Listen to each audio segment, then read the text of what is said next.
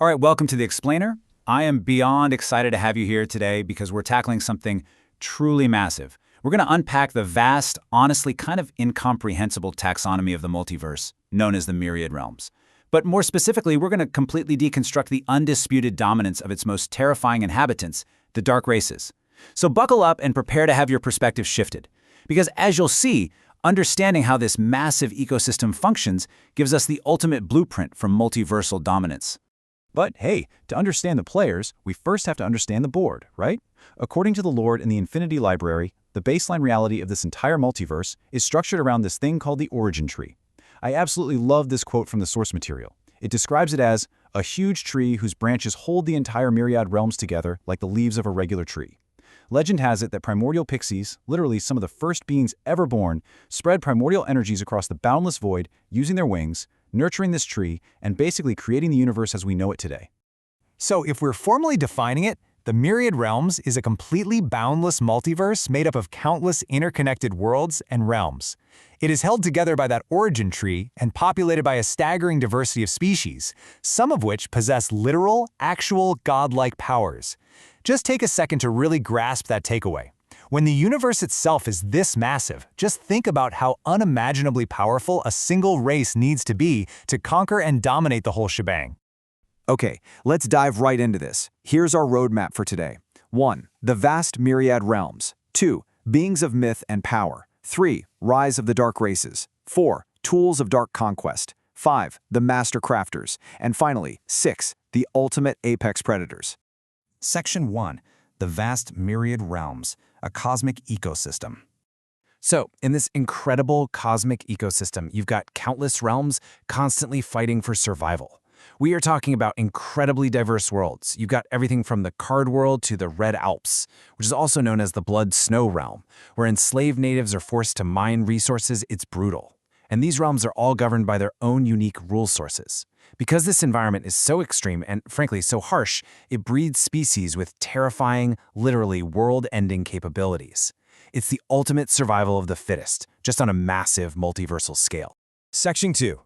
Beings of myth and power. The Titans. Now, before we meet the actual rulers of this universe, we really need to establish a baseline. Let's look at the Viltronians, for example. They have virtually indestructible bodies, and with enough time and nutrition, they have the limitless potential to reach ruler-class power. But their fatal flaw? Extreme aggression. They constantly pick fights they can't win and end up dying prematurely from infighting before they ever even reach that potential. Then, you have the Anesthesia Dragons. These guys sleep for a millennium, and while they're asleep, they are invulnerable, negating 90% of physical damage and being totally immune to debuffs. But when they finally wake up for a decade, they lose all those powers and become weak, basically little more than oversized winged lizards. And then there are the Sandalphons. They are known as the selfless messiahs and angels of the realms, super powerful, but completely passive and non-conquerors by nature. So looking at titans like that, it really makes you wonder, right? If nearly indestructible warriors and invulnerable dreaming dragons possess that much raw power, who truly rules the myriad realms? If these incredible beings are just a regular part of the ecosystem, who exactly sits at the very top of the food chain? Section 3. Rise of the Dark Races, Dispelling the Mindless Myth. Okay, so there is this massive, in-universe misconception among the lower realms that demons and devils are just these mindless, primal monsters. And honestly, that couldn't be further from the truth. The really crucial point here is that the dark races are a hyper-advanced, deeply pragmatic civilization. We're talking about highly intelligent conquerors who have mastered not just magic, but complex inter-realm networking. They are driven by an intense, profound pride and reputation. But for them, reputation isn't just about looking good, you know? It's this twisted currency of fear and respect, completely dictated by the brutal law of the jungle. Section 4. Tools of Dark Conquest. Capitalism and Assimilation. You see, the dark races don't just rely on brute force to take over other worlds. No, they use ruthless capitalism and systemic assimilation to dominate. It's wild. Actually, the most terrifying tool in their entire arsenal isn't a sword or a spell. It's something called the demonic pearl bomb. These devices are refined into artificial demon cores. When given to beings from other realms, they essentially transform that being into one of the dark races, completely assimilating them into their power system. It's a highly efficient method of converting massive populations of other species into loyal foot soldiers for their empire. Now, what's really insidious about this is how they market the intense darkness inside these artificial cores to outsiders as a test of worthiness. But spoiler alert, that is a complete lie. The sources show that this intense darkness is actually an intentional side effect derived from demonic beasts. The dark races never had any intention of curing it. They purposely leave this darkness in the cores to ensure that the assimilated slaves remain aggressive, primal, and fundamentally inferior in intelligence.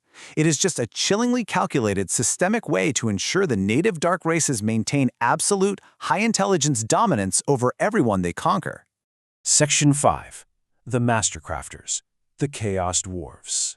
To really get a feel for the deep cultural complexity of the Dark Realm, we have to look at the Chaos Dwarves. They are the supreme engineers of the Dark Realm, essentially acting as a semi-ruler class just because their crafting skills are that vital. But their society's going through this fascinating shift right now. See, their ancestors operated on pure ancient pragmatism. They crafted these absolute masterpieces out of a desperate, gritty need to survive and secure their place in a really harsh realm. Fast forward to today, though, and you've got current arrogance. You're seeing these entitled younger generations coasting on their ancestors' absolute pride. I mean, they are so prideful that offending a single Chaos Dwarf basically means offending the entire race. Yet, despite that arrogance, their business ethics mean they refuse to sell anything subpar, so they are still producing totally unrivaled items across the realms. Section 6. The Ultimate Apex Predators, a Fractured Empire. Because the Dark Realm operates strictly on the law of the jungle, the strongest beings live the longest. And when you live that long, grudges and feuds don't just fade away. They last for millennia, sometimes even mega years. So the dark races are completely fractured, constantly fighting and feuding among themselves. But here is the most staggering realization of all. Even while deeply fractured by millennia-old grudges, even while constantly undermining each other, the inhabitants of the Dark Realm still possess the absolute power to completely dominate the myriad realms. I mean, no other realm even comes close to producing ruler-class beings at the rate they do. Which leaves us with a truly chilling thought to wrap up on. If the fractured dark races, who are literally fighting each other and divided by these ancient grudges, already dominate the myriad realms as the undisputed apex predators, what on earth happens if they ever actually unite? Thank you so much for joining me for this explainer. I really hope this deep dive into the cosmic power dynamics and the terrifying brilliance of the dark races gave you a whole new perspective on the myriad realms. Keep questioning the lore and keep learning. Catch you next time.